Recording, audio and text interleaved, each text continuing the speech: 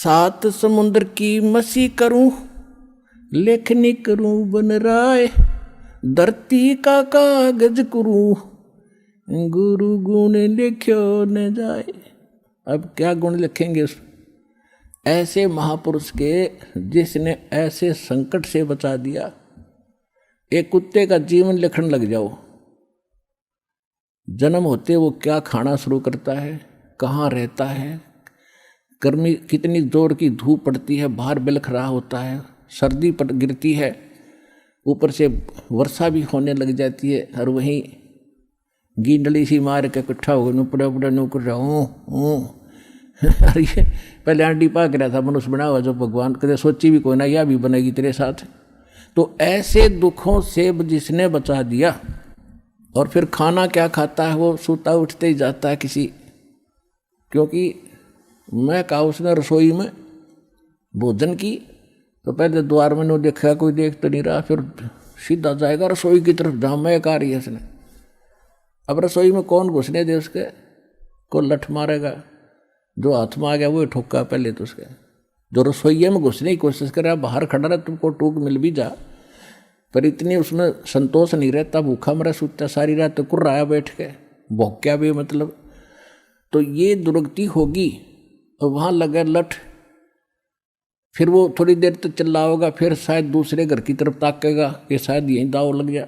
अब दूसरे घर में जब जाता है, वहाँ उसके भाग को जूत मिले कि टूक मिले, जब वहाँ भी लठ लग गया, तो फिर वो खखाट उठा है, बाहर जाता जंगल में।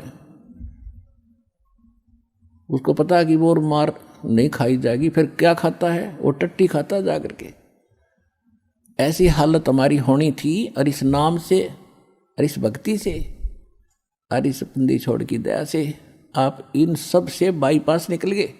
तो कहते फिर क्या गुण लिखे इसे महापुरुष का, इसे भगवान का। सात समंदर की स्याही बना दूं इंक, और पूरी धरती का कागज बना लूं, सारे वृक्षों की कलम बना कर रख लूं, और फिर लिखने लग जाऊं, ये भी घिस जा, सातों समुद्र भी खत्म हो जा, पृथ्वी जितना बड़ा कागज भी थोड़ा पड़ जा, उस गुरु के गुण नहीं लिखे जा सकते।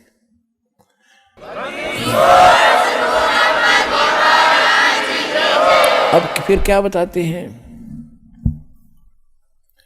गुरु मानुष कर जानते, ते नर कहीं अंध, ओ है दुखी संसार में, फिर आगे काढ़ के फंदे। कहते ऐसे महापुरुष को एज ए तुम मनुष्य ट्रीट करोगे तो लाभ नहीं मिलेगा। उसके लिए परमात्मा क्या कहते हैं कि गुरु गोविंद कर जानियो, रहियो शब्द समाए, मिले जब दंडवत बंद की, नहीं पल पल ध्यान लगावे। कि गुरु को परमात्मा जानकर आप व्यवहार करना। अपना तो एक सीधी सी बात है, जैसे ये दास परमात्मा ने भेज दिया, तो दास वो परमात्मा नहीं है जिसकी आपको चाह है, लेकिन इस दास को एज ए गॉड ना मानोगे, भगवान की तरह नहीं मानोगे, तो वो भगवान नहीं मिल सकता। अब जैसे एक गणित का एक प्रॉब्लम आती है, गणित में एक प्रश्न आता है, उसमें मूलधन ज्ञात करना होता है, बाकी दर भी टाइम भी सारा कुछ दिया होता है। तो उस मूलधन तो अरबों खरबों में होता है, अरबों खरबों का अमाउंट कई करोड़ रुपए का होता है। तो उस कई करोड़ अरब खरब के मूलधन को जानने के लिए आपको मानना पड़ता है, सपोज मूलधन इज 100 रुपीज, जो मूलधन है वो 100 रुपये, मान लो मूलधन 100 रुपये मानकर हम सवाल निकाला करते, प्रॉब्लम हल करते थे। तो वो प्रश्न का हल ऐसे ही होगा, ना हो ही नहीं सकता। लेकिन वो 100 रुपये मूलधन नहीं है, लेकिन वो मानना पड़ेगा, तब उससे वो दर निकलेगी, और उसके बाद फिर कैलकुलेशन करके हम निकालते हैं। वो ओरिजिनल मूलधन तब प्राप्त होता है, तब हम सफल होते हैं। इसी प्रकार आप जी ने इस दास को मानना पड़ेगा। मान लो रामपाल भगवान, रामपाल वो भगवान नहीं है,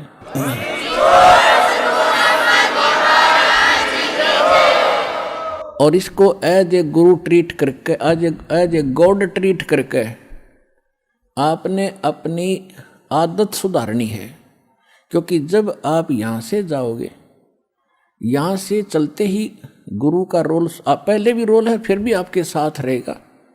इस दास के रूप में आपका नीचे से गणेश जी के दरबार से अकाउंट क्लियर कराता चलेंगे। यानी आप जब यहाँ से चलोगे तो ऑटोमेटिकली आपके रास्ते साफ पाओगे। जैसे स्थान पर वो खड़े होते हैं, चौराहे पर सिपाही होते हैं ट्रैफिक को डाइवर्ट करने के लिए, ऐसे जब आप संसार छोड़ कर चलोगे आपको आप बताते चलेंगे आप इधर जाओ, आप इधर जाओ, तो आप गणेश जी के उसमें जाओगे। वहाँ जाते ही आपको क्लियरेंस चिट मिलेगी, लग जाइए जी आप जाओ, क्योंकि आपकी भक्ति ऐसी बन जाएगी, उनसे आप ऋणमुक्त होते चले जाओगे। फिर आओगे स्वाद चक्र में, यानी सावित्री ब्रह्मा के दरबार में, तो वहाँ भी आपको क्लियर चिट मिलेगी, आप जाओ जी आपका काम पूरा, क्योंकि परमात्मा पहले करवा के जा चुका होगा इस दास के रूप में। और फिर आगे जाके बैठ जाता त्रिकुटी के ऊपर, जहाँ मालिक का यहाँ इस ब्रह्मांड में एक मूल स्थान है, ऑफिस है, कार्यालय है। जैसे प्रत्येक देश में प्रत्येक देश का एक राजदूत भवन होता है, तो इस दास के रूप में आपको परमात्मा उस त्रिकुटी पर मिलेगा। तो फिर आप जाओगे नाभि कमल में। नाभि कमल में विष्णु और लक्ष्मी जी का दरबार है, वहाँ आपको फिर वहाँ से अकाउंट क्लियर लेना पड़ेगा, वो भी चिट आपको तैयार मिलेगी, नो ड्यू सर्टिफिकेट। फिर आप आओगे हृदय कमल में, विष्णु पार्वती और शिव का जो दरबार है, फिर वहाँ से आप चलोगे और फिर आओगे आप कंठ कमल में, दुर्गा का स्थान है, वहाँ से भी आपको क्लियर चिट मिलेगी। फिर आप पहुँचोगे त्रिकुटी पर। त्रिकुटी पर जाकर के फिर 3 रास्ते बन जाते हैं, उसको त्रिवेणी बोलते हैं। इन्हें कख भी नहीं पता त्रिकुटी पर। ये राधा स्वामी वाले कहते हैं हमने कोई जरूरत नहीं वेद ग्रंथों का, किसी को हम नीचे के भगवानों से हमने कोई लेना देना नहीं, हम तो सीधे त्रिकुटी में ध्यान लगाते हैं। त्रिकुटी को बरवाड़ा का बस स्टैंड है, वहीं पहुंच जाओगे त्रिकुटी पे। वाह भैया,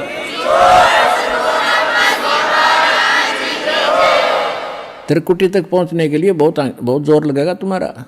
7 जन्म भी नहीं, 100 जन्म नहीं पहुंच सकते। साधनाओं से 5 काल नाम के जानो, 5 काल के नाम जाप करते हो, साधना कोई है नहीं, गुरु तुम्हारे है ही नहीं। क्योंकि जो राधा स्वामी के मुखिया थे शिवदयाल जी, उसका कोई गुरु नहीं, और वो भूत बनकर अपनी शिष्या में बोल रहा है।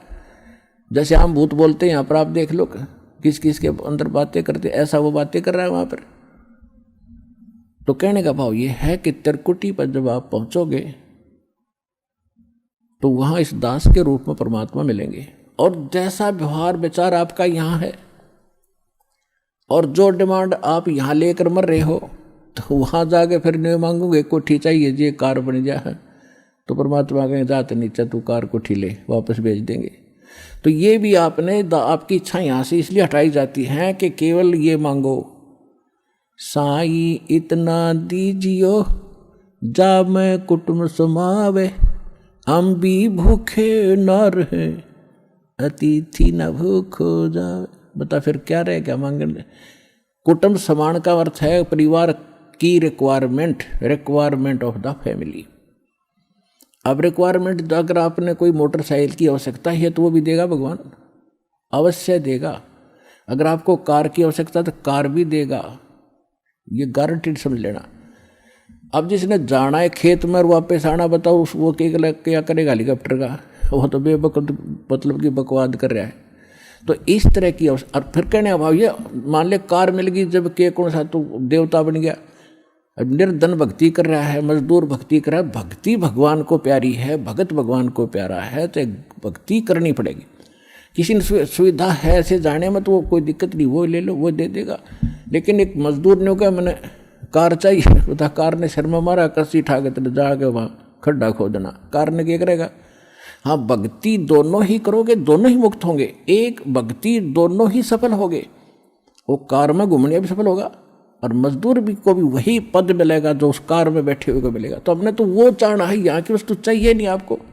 तो इस प्रकार जब इस तरह की भावना आपकी हट जाएगी तो वहाँ त्रिकुटी पर एग्जाम होगा आपका। जैसा व्यवहार जैसा विचार आपका यहाँ इस दास के प्रति है, भगवान देखता रहता है। कहते मौला बैठा मोरचे और देखे जन की भेड़, दवा 10 कोट जम किंकर तहाँ एक नाम की खैड़। अब जैसे यहाँ आपको तरीके बताए जाते हैं, उदाहरण और एग्जाम्पल दे दे के, कथा सुना के, कि परमात्मा जब तपस्शिला पर आए काल के इस लोक में, तो धर्मदास जी को परमात्मा बता रहे हैं कि जब मैंने उस काल को ये कहा, परमेश्वर कबीर जी बता रहे हैं कि जब मैंने उस काल को ये कहा कि मैं नीचे जाऊंगा और सब जीवों को बताऊंगा तो भगवान नहीं है, और सब गलत मंत्र जाप कर रहे हैं, उनको यथार्थ ज्ञान दूंगा, यथार्थ मंत्र दूंगा और सब जीवों को पार करके सतलोक ले जाऊंगा। तूने बहुत दुखी कर दिया इनको, भगवान की आत्माओं को। तब वो काल इतना ताकतवर है कि मेरे ऊपर झपट्टा मारा मारने के लिए, तो मैंने सतनाम का जाप शुरू कर दिया। और जो ही मैंने सिमरण किया श्वास से, ऐसे गिर गया जैसे पक्षी की पांख कट जाती है। तो कहने का भाव ये है कि जब आप पर कोई आपत्ति आती है, प्रथम मंत्र मिला है तो उसका सिमरण कर दिए शुरू, और सेकंड मिला है सतनाम तो सतनाम का सिमरण शुरू कर दीजिए। सारनाम मिला है तो वो तो कहना है क्या है, वो सिमरण कर दिए। तो तीनों ही एक जैसा प्रोटेक्शन करेंगे यहाँ की आपदाओं में। तो यहाँ परमात्मा हमें बताना चाह रहे हैं, तो यहाँ हमें बताना चाह रहे हैं कि जब कोई भी आपत्ति आवे तो अपने श्वास का सिमरण आपने शुरू कर देना चाहिए। और उस श्वास उसके अंदर जैसे मौला बैठा मोरचे और देखे जन की भेड़, भेड़ माने भिड़ंत, यानी किस तरीके से ये लड़ता है। जैसे एक सैनिक है और उसके पास बंदूक है, गन है, अब वो गन न छोड़ के और पत्थर ठाको मारने चल रहे तो किसा क्या कल है उसके अंदर।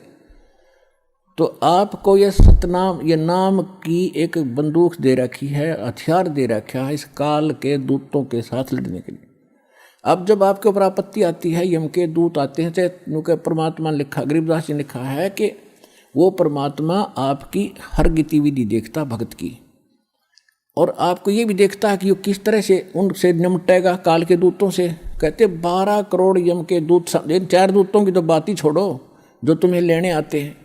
अगर 12 करोड़ यम के दूत सामने खड़े हों और आपने एक सिमरण कर दिया, वो 12 करोड़ न्यों पड़ेंगे, जाके एक दूसरे के ऊपर उछलते भागते नजर आओगे, न्यों मैदान साफ कर जाएंगे।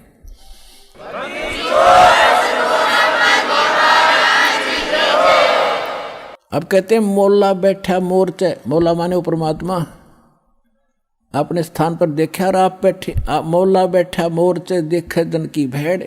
जो मोर्चे में भक्त बैठा है, यानी मोर्चा है हमारा हर काल का ही, उसके साथ हम लड़ रहे हैं, संघर्ष कर रहे हैं, भक्ति कर रहे हैं, सिमरण कर रहे हैं। और कहते हैं उस जैसे आपत्ति आती है उसमें अपना सिमरण शुरू करो दाता का, सब बातें भूल के। और वहाँ नो का हरी माँ मर गया बचाइए तो कहेगा भगत है वो। तो परमात्मा ये देखता है कि वहाँ आप कैसे, कौन सा फार्मूला अपनाओगे, तो वो तरीके आपको यहाँ बताए जाते हैं। तो वहाँ एग्जाम होगा त्रिकुटी बजा का आपका। तो यहाँ परमात्मा कहते मौला बैठा मोर्चा देखे दिन की भेड़, आपकी लड़ाई देखता है, बढ़त देखता है, यो कैसे मुकाबला करता है। बंदूक धर के पत्थर ठाता है या बंदूक दिखावा है, तो फिर ज़्यादा फर्क पड़ जाए, बंदूक दिखाते हैं तो सिमरण स्वरूप नाम के सिमरण से संकट टलेंगे। और कहते हैं 12 कोट जम किंकर जहाँ 12 दूत यम के दूत सारे के सारे आपके सामने आ जाओ, और एक नाम की खैड़, खैड़ माने टक्कर नु मारा सब गिरता चल है, तगड़ा आदमी होता है। तो ऐसे वो मंत्र की इतनी ज़बरदस्त शक्ति है, क्योंकि ये ज्ञान जो बोला गया था सिंपल और अनएजुकेटेड व्यक्ति थे, उनको सिंपल लैंग्वेज में समझाना था। तो वो परमात्मा आपकी बढ़ंत यानी आपकी एक्सरसाइज देखता है कैसे कर रहा है। तो वो जैसे इस दास के साथ आप व्यवहार, जैसे आप यहाँ डिमांड करते हो, तो धीरे धीरे देखो प्रथम बार को भक्त आता है उसको तो कंपलसरी है, वो तो मांग गएगा, और ये भगवान देगा ही देगा, इसके घर में कोई घाटा है कोई नहीं। ज्ञान इसलिए दिया जाता है कि तू क्या मांग रहा है उतना मांग ले जितनी तुझे जरूरत है, और बाकी भगवान पर छोड़, उसने क्या पता नहीं मेरे बच्चे को क्या आगे आवश्यकता है। आगे तैयार खड़ा पाओगा आपका, आपसे पहले खड़ा मिलेगा, इसको किस चीज़ की आवश्यकता है। पति भरता जमी पर जो जो धर पाओ, समर्थ झाड़ू देत है ना काटा लग जाए। तो आप उसके हो गए, तो फिर आपके जीवन रूपी सफर में झाड़ू लेकर कहते हैं मैं उसका दास हूँ। दास किसे कहते हैं? गुलाम को। भगवान दास भी पीछे रह जाए, लेकिन भगवान आपकी पुकार से सुनते ही आगे खड़ा पाओगा, और उसको पहले भी खड़ा पाएगा कि मेरा बच्चा आ रहा है, और साफ कर दूं कि देश के कर्म के कांटे ना चुभ जा। तो इतना आपने इस मालिक में समर्पित होना पड़ेगा पतिव्रता की तरह, तब वह लाभ हो।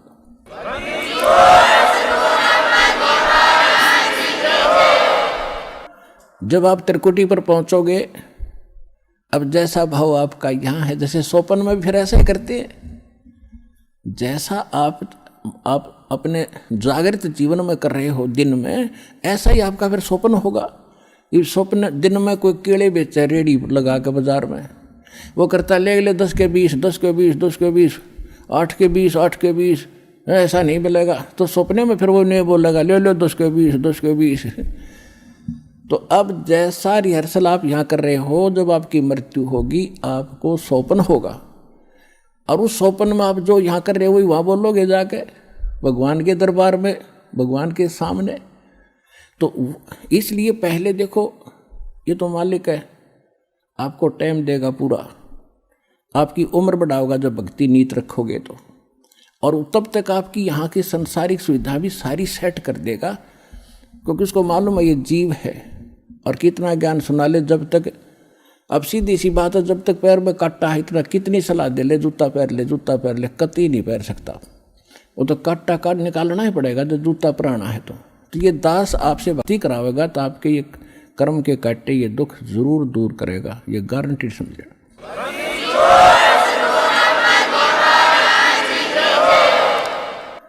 तो उसके लिए आपको धैर्य रखना पड़ेगा। धीरे धीरे रे मना धीरे सब कुछ हो, और माली सीते 100 घड़ा ऋतुआएं फलो। फिर गुरु मानुष कर जानते, गुरु बिन माल, गुरु मानुष कर जानते ते नर कहीं है अंध, ओहे दुखी संसार में फिर आगे काल के फंद। परमात्मा आपको तिरकटी पे मिलेंगे, वहाँ जाते ही आप समर्पित हो, जैसे दंडोत करोगे तो देखोगे मुंह की तरफ, और परमात्मा जिधर जाएंगे आप पीछे पीछे वहीं भाग लोगे, वहीं साथ जाओगे। तो वहाँ आपको धर्मराज के दरबार में ले जाया जाएगा, गेल जाएंगे दत्ता साथ में इस दास के रूप में। भाई कर ले गुरु वकील मुकदमा भारी है। परमात्मा सब तरह की सलाह देते हैं कि गुरु आपके एज एडवोकेट का भी काम करेगा उस धर्मराज या न्यायाधीश के दरबार में, जो यहाँ का चीफ जस्टिस है 21 ब्रह्मांड का, एक ब्रह्मांड का। तो वहाँ साथ जाएंगे दास के रूप में परमात्मा, और उनको कहेंगे कि सर निकालो गीता अध्याय नंबर 18 के श्लोक नंबर 66 को। ये विधान है भगवान का, सर्वधर्मान परित्यज माम एकम शरणम व्रज अहम तवा सर्व पापे भय मोक्षामि मा शुच। वो किताब खुल जाएगी गीता वहीं पर कि इस तेरे भगवान की बोली हुई है ये, इस ब्रह्म की। और देखो ये क्या कहता है कि मेरे सतर के सब पूजा मुझे दे दो और फिर तुम जाओ, अब जी छोड़ो इसको। ये ओम नाम का जाप 2 सेकंड, सतनाम में 2 सेकंड मंत्र जो आपको दिया जाता है, उसमें प्रथम जो मंत्र है सतनाम 2 अक्षर का है, 2 पहला अक्षर का मंत्र है, ये ब्रह्म का है ओम। इसकी कमाई वहाँ दे देंगे, फिर वो ऑटोमेटिकली छोड़ देंगे, आ जाओ जी आप फिर।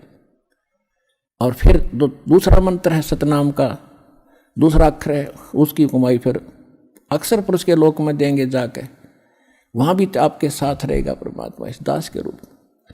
और जब फिर 11वां द्वार पार किया, फिर 12वें द्वार को पार करके तब सतलोक में जाया जाएगा। ये 11वां द्वार, कोई 10वें द्वार तक अटक रहा है, एक न कि 11वीं खिड़की पर सुन ली अधूरा से अधूरा। ये थे नीम हकीम, ये मधु परमहंस रांझडी वाला, 11वीं खिड़की आ गई, किशन नहीं पाई आज तक। ये थे काल के दूत। और परमात्मा को पता था कि इन मेरा संत धोएगा जाके, सारे की पोल पाड़ देगा। तो वो 12वां द्वार पार करके सतलोक में प्रवेश करेंगे, और तब वहाँ चले जाएंगे जहाँ लौट कर कभी नहीं आते। तो परमात्मा की भक्ति और साथ में गुरु का यूँ सहयोग आपको सदा बनाए रखना पड़ेगा। गुरु को सिर पर राखियो, गुरु सौंप्या से सौंप्या गुरुदेव को, सफल हुआ ये शीश, नित्यानंद इस शीश पर आप बसे जगदीश। कोटि जीव कोटि शीश तन दे लिए, जमराजा की फेंट, एक शीश देख ले सतगुरु अपने की भेंट। कहते इस काल को तने असंख्य शीश दे दिए, कित बेमौत मारा तेरे को, और एक शीश गुरु को देकर देख सतगुरु को। शीश देने का मतलब ये नहीं काट कर धर देना। एक गुरु शिष्य थे और गुरु उनको पढ़ा करते थे, बेटा गुरु की आज्ञा का पालन होना चाहिए, गुरु को भगवान के तुल्य मानना चाहिए। एक दिन उस गुरु ने परीक्षा लेनी चाहिए और कहा कि भाई आज मैं आपसे एक आदेश करता हूँ। 5-7 भगत थे गुरु चेले, तो सब चेले कहने लगे जो आदेश हो गुरुदेव, कि भी मेरे सिर में 5-5 जूते मारो। अब 5 के 5 सुन हो गए। तो फिर वो याद दिलाते हैं कि गुरु की आज्ञा का जो पालन नहीं करते वो शिष्य फेल होते हैं भाई, देख लो। और तो उठे नहीं, एक खड़ा हुआ, अपना जूता निकाला, गुरुजी के चरणों में बैठ के अपने सिर में मारे 5 पट। गुरुजी बोला भाई डांडी मत मारे, तेरे सिर में नहीं मेरे सिर में कहा था मैंने, मेरे मार। तो उस विवेकशील चेले ने कहा जी ये दास का शीश भी तो आपका ही है। तो कहने का भाव ये, आपने ऐसे समर्पित और विवेक से होना पड़ेगा, तब गुरु बिना आपका मोक्ष नहीं। और गुरु आपको मिल गया, आप कल्याण कराओ, अपने परिवार को लाओ, और जहाँ तक संभव हो सके इस ज्ञान को फैलाओ, बहुत बड़ा परोपकार होगा आपको, विश्व का कल्याण होगा। बोलो सतगुरुदेव।